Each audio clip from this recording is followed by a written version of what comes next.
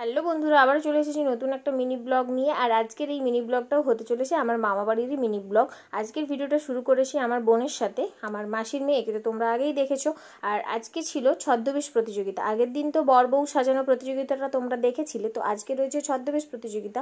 আর আজকে মেয়েকে সাজানো হয়েছে রাধারানী। আর আমার মামার ছেলেও ছদ্মবেশ সেজেছিল, ও সেজেছিল বউয়ের সাথে তর্ক করেছিলাম, বাকিটা ইতিহাস। ইতিহাস হিসেবে দেখো ওর অবস্থাটা, মানে বউয়ের সাথে তর্ক করার ফল হচ্ছে এটা। অনেকে অনেক ধরনের ছদ্মবেশ সেরেছিল, যেমন এখানে রয়েছে মশা আর এদিকে রয়েছে মা কালী।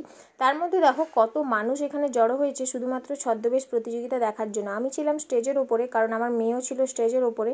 যারা খুব ছোট তাদেরকে এই স্টেজের ওপরে সাজানো হয়েছিল। যেমন এখানে দেখো সারদা মা রয়েছে, নেতাজি, আর সেজেছিল নার্স আর নাড়ু গোপাল, আর ওইদিকে দূরে একজন সেজেছিল মা কালী। কিছু জনকে দেখালাম যেগুলো সামনে ছিল। এত ভিড়ের মধ্যে আমি আর নিচে যাইনি, মেয়ের সাথে স্টেজেই ছিলাম। আগের দিনও চুপচাপ বসেছিল, কিন্তু আজকে একদমই চুপচাপ বসেছিল না, খুব বদমাশি করছিল। আমি যে লিপস্টিক পরেছিলাম সেটাও খেয়ে নিয়েছিল। আর এদিকে দেখো রয়েছে ডিজিটাল বামুন, যে পুজো করছে, সাথে কানে হেডফোন, সাথে 7 আপও খাচ্ছে, মানে একটা আলাদাই ব্যাপার ছিল, বেশ ভালো লাগছিল। আর এদিকে একজন সেজেছিল সিআইডি। থুড়ি এটা সিআইডি না অন্য কিছু ঠিক বোঝা যাচ্ছিল না। যাই হোক, তোমরাই দেখে বুঝে নাও এটা কি সেজেছে।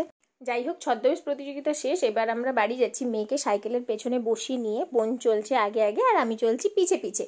তারপর সব বোনেরা মিলে বাড়ি গিয়ে একটু খাওয়া দাওয়া করে নিয়েছি। আর এবারে অ্যাড হয়েছে আমার বোন, ও একটু দেরি করে এসেছে, ওর পড়া ছিল তাইও দেরি করে এসেছে। আমরা সবাই খাওয়া দাওয়া করে চলে এসেছি আবারও পুজো মণ্ডপে, কারণ ভাই আর আমার মেয়ে দুজনেই প্রাইজ পাবে সেটা নিতেই আমরা চলে এসেছিলাম। আর ওরা দেখো প্রাইজ পাবে বলে খুব খুশি।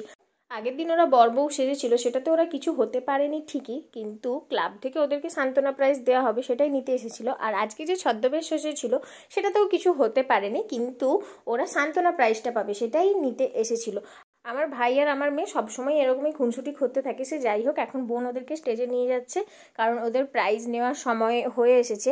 সবার প্রথমে ভাই গিয়েছিল প্রাইজ নিতে, তারপর গিয়েছিল আমার মেয়ে। খেলাতে হার জিত থাকে, কিন্তু এই সান্ত্বনা প্রাইজ হোক আর যাই প্রাইজ হোক, প্রাইজ নেওয়ার ওদের মজাটাই আলাদা। আর ওদিকে দেখো ভাই আবার যে প্রাইজ দিল তাকে প্রণামও করে নিয়েছে। আমার ভাই সত্যিই অনেক বড় হয়ে গেছে। এখন ওরা আবার গেল ছদ্মবেশ প্রতিযোগিতার প্রাইজ নিতে। আর ভাইকে জিজ্ঞেস করা হয়েছিল যে ও কী সেজেছিল।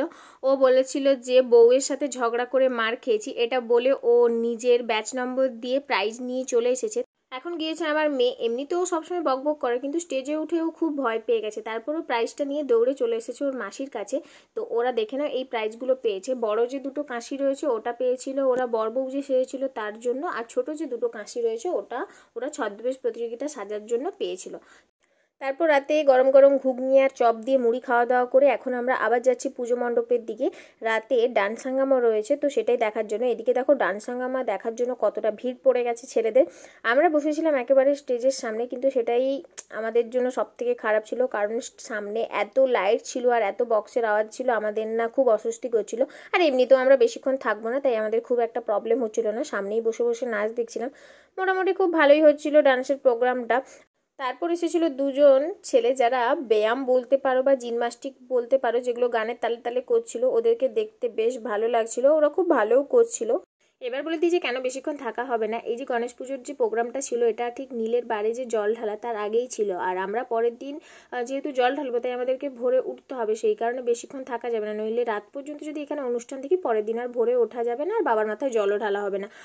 সেই বিয়ের আগে থেকেই আমি নীলের বারটা করি, আমার সাথে সাথে আমার বোনেরাও জল ঢালে। আর আমরা প্রতি বছর জল ঢালি আমার মামা বাড়িতে এসেই, সেই জন্যই মেন মামা বাড়িতে আসা। তার উপর প্রোগ্রাম ছিল, সেটাও একটু এনজয় করে নিলাম। তো চলো আমরা ডান্স প্রোগ্রাম দেখতে থাকি। আর তোমাদের যদি মিনি ব্লগগুলো ভালো লেগে থাকে তাহলে অবশ্যই লাইক করো আর কমেন্ট করে জানিও। আর তোমরা যদি এরকম আরও মিনি ব্লগ দেখতে চাও তাহলে সেটাও কমেন্ট করে জানিও। আজকের মতো ভিডিওটা এখানেই শেষ করছি, তোমাদের সাথে আবার দেখা হবে একেবারে নীল পুজোর বড় ব্লগ নিয়ে। তো চলো আজকের মতো টাটা। তোমরা অবশ্যই আমার চ্যানেলটা সাবস্ক্রাইব করে দিও, আর যারা ফেসবুক আর ইনস্টাগ্রাম থেকে দেখছো তারা অবশ্যই আমার চ্যানেলটা ফলো করে দিও। সবাই একটু সাপোর্ট করো, সাপোর্ট করলে ভিডিও বানাতে ভালো লাগে। আর কিছু বলার নেই, তো চলো আজকের মতো টাটা অ্যান্ড গুড নাইট।